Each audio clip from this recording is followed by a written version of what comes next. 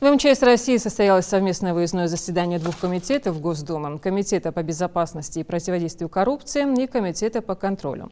Стороны обсудили эффективность функционирования единой госсистемы предупреждения и ликвидации чрезвычайных ситуаций.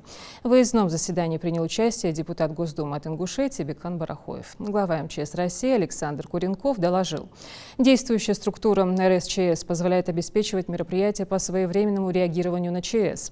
Ее основу составляют органы управления, а также силы и средства, в составе которых около 1,5 миллиона человек и 370 тысяч единиц техники.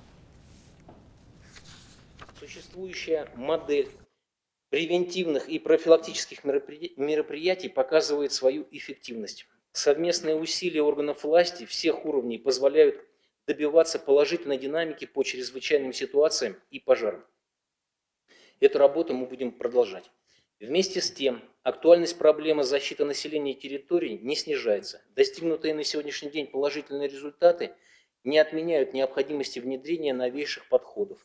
В связи с этим МЧС России проводит работу по целенаправленному развитию РСЧС.